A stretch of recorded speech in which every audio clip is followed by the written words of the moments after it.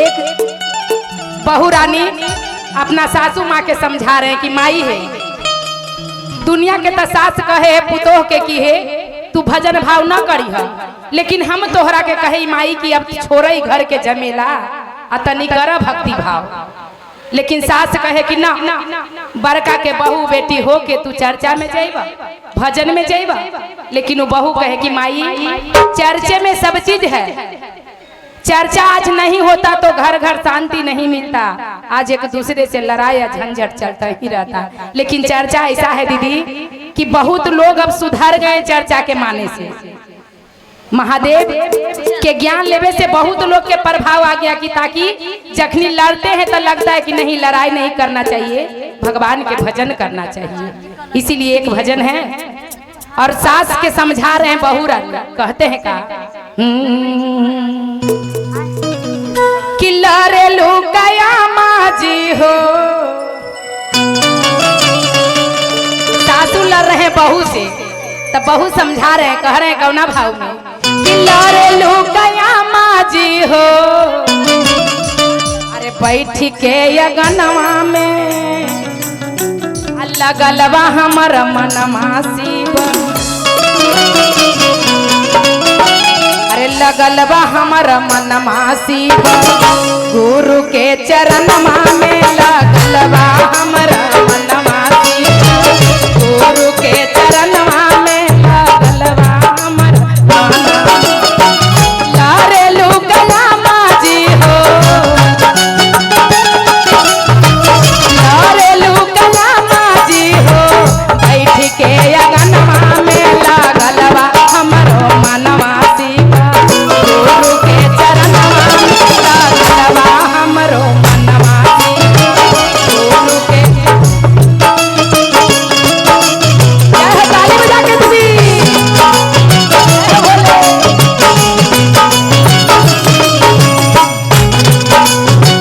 मीठा मीठा भाव में ताली बजाते रहिए।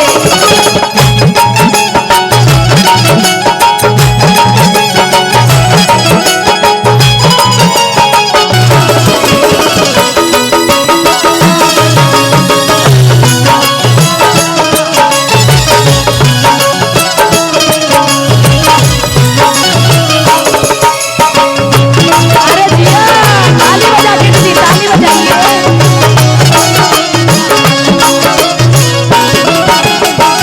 और कहनी बहू रानी सास से प्रेम से छोटे बात में तू मुँह ना फुलाइया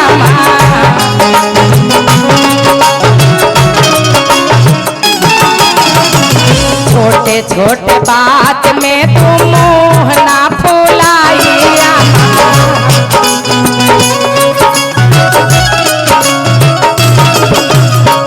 गुरु के सरानिया में नेहिया लगा लिया माँ,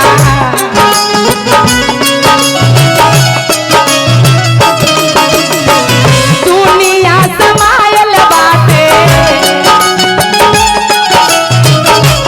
एक मिनट भैया भाव से देखते हैं।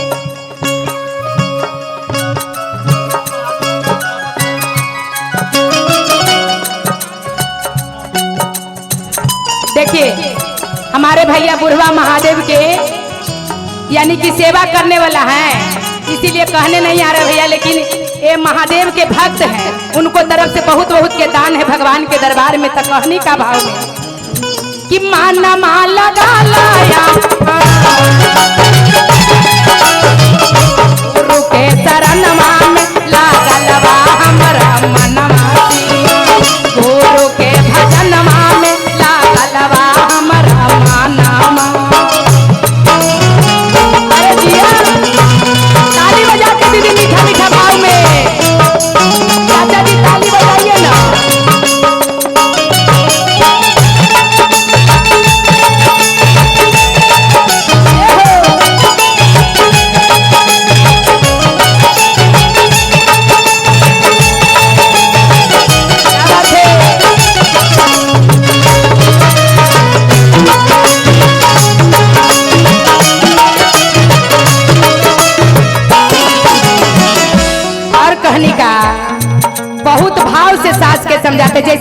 भैया के माजी थे अखनी बहू रानी दिए कि 100 रुपया देहू तो कखी न है न देबो, काहे कि पहला आदमी के भैया पैसा में प्राण अटकल रहते थे। अब के ना खा पी के उड़ा दे है, लेकिन पहले के आदमी सोचेन कि 100 रुपया निकल जाए तो हमारे प्राणे चल जाए। इसीलिए कहनी का छोटे छोटे बात में तुम मोह ना भुलाइया,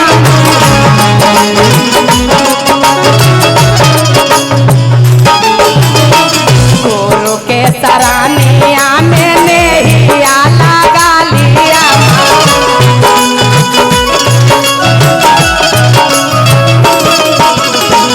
दुनिया समाज दुनिया समायल बाते इनके चरनिया में लगा ले तनी मन माया। ए अम्मा जी तनी मान जा, लगा ले तनी मन माया, गुरु के चरनिया में लगा ले तनी मन माया, गुरु के चरनिया में लगा ले तनी मन माया। अरे जिया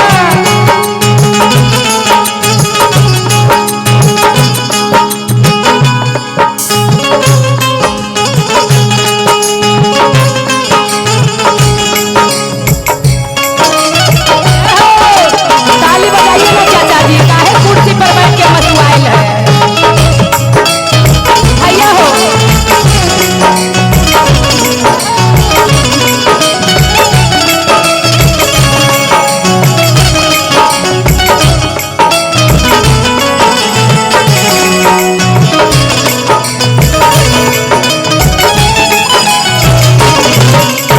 अरे जिया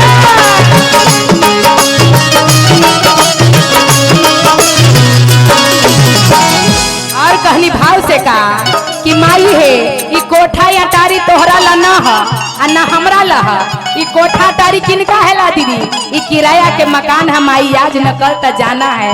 इसीलिए सासू माँ के कह रहे हैं भाव से कहते हैं का गुरु के सरानिया में बारे चारों धाम हो,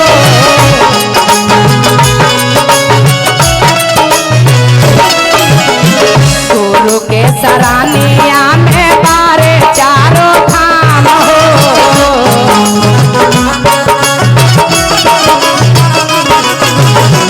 दुनिया समायल बाटे इना के बड़ा नाम हो।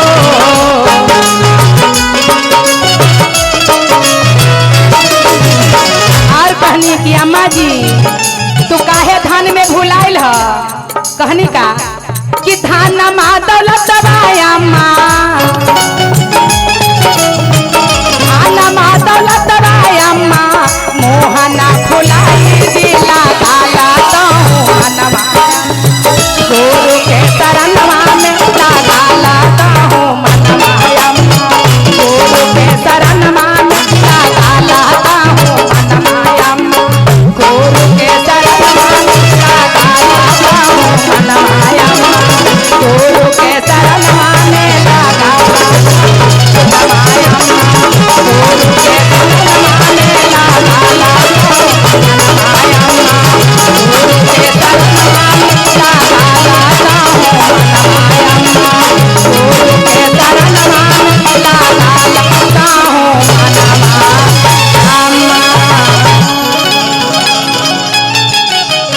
अरे लगा लता हूँ मनमाए मामा, गुरु के शरणवा में। बोलिए शंकर भगवान की।